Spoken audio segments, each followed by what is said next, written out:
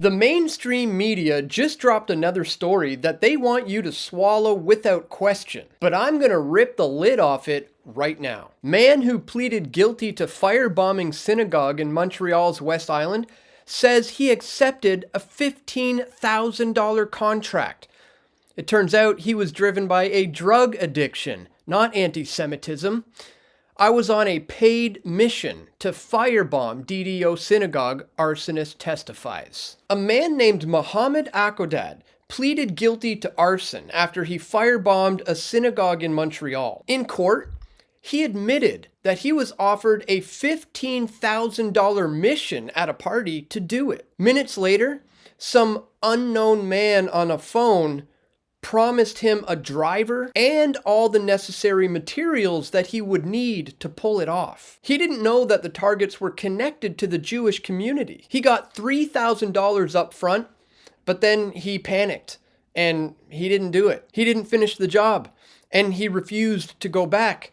And so when they saw that he wasn't serious, they blocked him. So this wasn't anti-Semitism. It was just a desperate junkie taking a shady gig. Politicians and the legacy media exploded, calling this a vile anti-Semitic attack. Justin Trudeau condemned it publicly at the time. Community leaders packed the courtroom, demanding blood. The fear narrative is in full swing. But wake up, Canada. This screams setup. A broke, addicted nobody with zero ideology suddenly gets offered 15 grand by strangers who magically offer to set up all the logistics, and then he half-asses it and bails. This is textbook entrapment territory coming at the hands of the intelligence community, and it's happening again. What the mainstream media won't tell you is that the most likely culprit is a CSIS agent or CSIS asset who dangled that $15,000 carrot in front of his face and then lit the fuse. Why? To manufacture fresh hate crime terror, spike public panic, and ram through even more authoritarian control. And the timing couldn't be more convenient. I've been exposing this exact playbook for years, and the evidence is overwhelming. Remember the RCMP entrapment of that BC couple in the legislature bomb plot? It was a travesty of justice, the court ruled.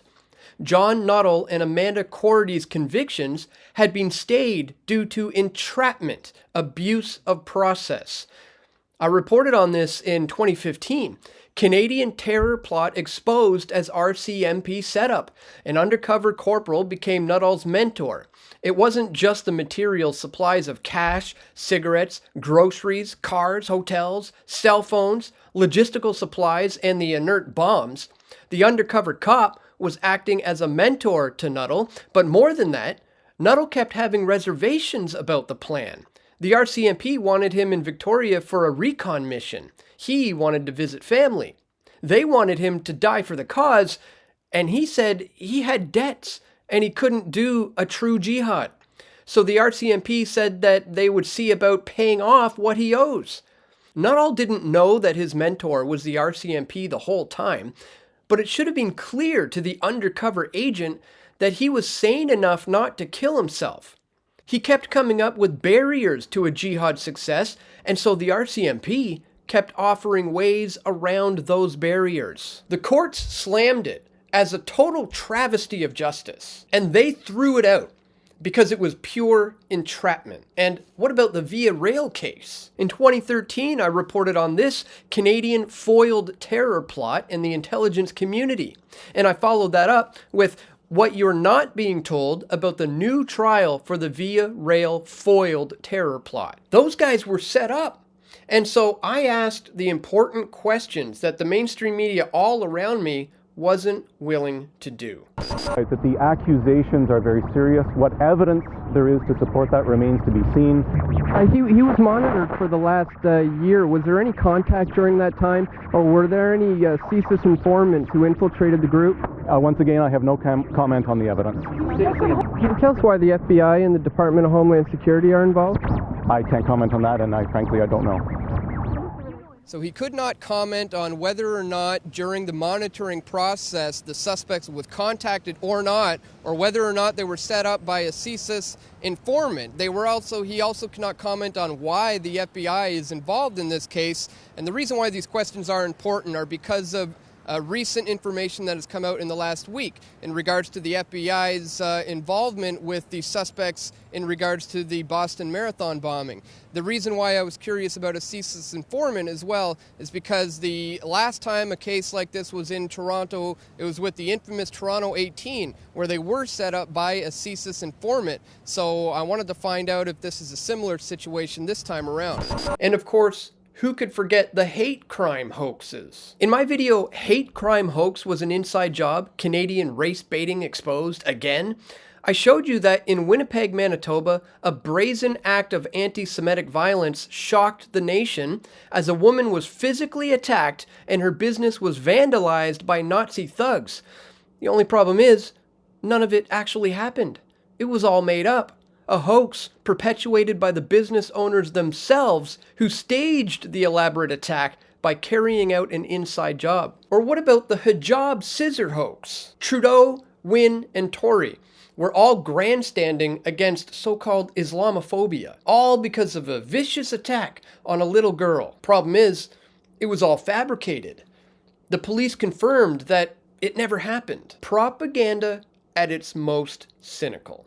A dastardly and cowardly hate crime, clearly by a racist individual, has rocked the nation and the world as news spread like wildfire of a poor young Muslim girl who was walking to school when a man attacked her by cutting off her hijab with scissors.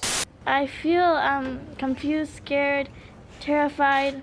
Kaula Noman's walk to school turned into a nightmare when she says a man came up behind her, pulled down the hood of her coat, and cut her hijab. And I turned around and I saw him with his scissors, and he ran away. But it wasn't over. Noman says she and her brother crossed the street to join a group of kids, but the man followed and cut her hijab again. I felt scared and worried about my sister and think what's going to happen next to her. For Noman's mother, it was heart-wrenching. I'm just so happy she's safe. I'm very frustrated and I'm angry, but I don't, you know what, we believe in peace and Canada. Like, I'm so proud to be a Canadian, and I want to give him the same message. Why are you thinking like this? Like, you know, we're all together in this. Canadian politicians were swift to respond. Premier of Ontario Kathleen Wynne tweeted, "This is a cowardly act of hatred, and it has no place in Ontario. This does not represent who we are. We must stand firm in our support of this young girl who was assaulted simply for wearing a hijab." Toronto's Mayor John Tory said, "I am shocked and appalled to learn a student wearing a hijab was assaulted on the way to school this morning in Scarborough." And the Prime Minister of Canada himself even commented on the matter on Twitter and on national television. My heart goes out to the young girl who was attacked, seemingly for her religion. I can't imagine how afraid she must have been.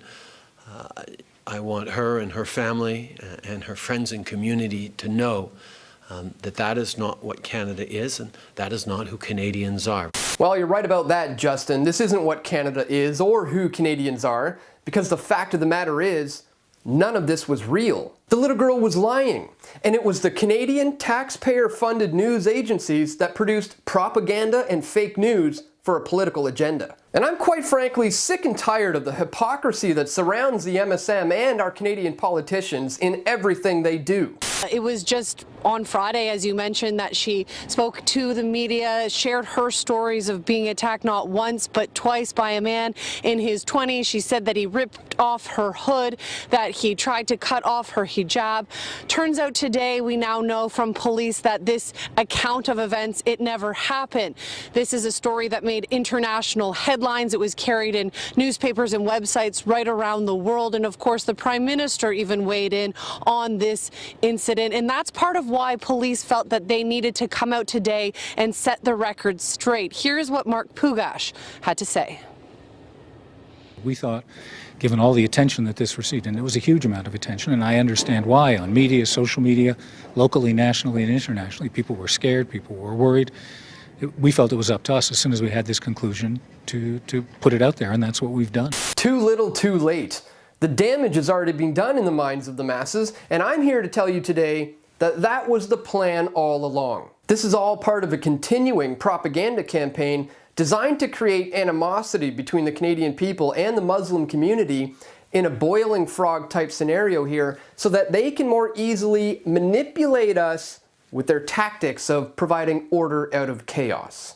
This is deliberate division. This is psychological warfare on the Canadian people. And now, it's paying off in the most dangerous way yet. These very incidents and the manufactured climate of rising hate that they create were used to ram through Bill C-9, the Combating Hate Act, which received Royal Assent on June 18th, 2026. This bill expands hate propaganda offenses in the criminal code. It creates new crimes around obstructing access to places of worship. It criminalizes displaying certain hate or terror symbols. It codifies a broader definition of hatred, and it removes key religious expression defenses. This chills free speech, polices thought and opinion, and hands the government more tools to target dissent, all under the banner of fighting hate. So, you see how that works? They create or provoke the problem, or let hoaxes and entrapments run wild. Whip up public fear through wall-to-wall coverage, then ride the wave to pass draconian legislation that overrides our rights. Classic problem, reaction, solution. Free speech in Canada is under full assault right now, and these setups are the fuel. In the Akodad case, this mysterious person at the party and on the phone who offered $15,000 and arranged everything fits the agent provocateur profile perfectly. A drug-addicted guy with no strong ideology is easy to manipulate. He panics and bails. A classic sign of someone who was pushed into something that he wasn't fully willing to do. And that's the truth about this, that you're not going to get from the mainstream media. So how many more times are we going to let them run this scam? The real terrorists aren't the drugged up patsies. They're the insiders at CSIS, the RCMP, and their political masters who orchestrate the chaos to justify total control. They create the crisis, amplify the fear, then save us with draconian laws that shred our rights. But my friends, this ends when we expose it. So please share this video far and wide right now, because as long as we keep falling for these manufactured threats, the real perpetrators in our own government agencies keep winning. So wake up, and wake up your friends and your family. Demand real investigations into these intelligence agencies and their entrapment operations. The division they sow only weakens us, but truth is the antidote. So please help me in my mission to press for truth. If you would like to show your support, please consider making a contribution at pressfortruth.ca/donate. I'll leave a link for that in the description below. So thank you so much for watching, guys. That's it for today. Stay vigilant, question everything, keep fighting the good fight, and stay tuned. I'm going to have more video reports coming soon, God willing. This is Dan Dix reporting for Press for Truth. We all want truth.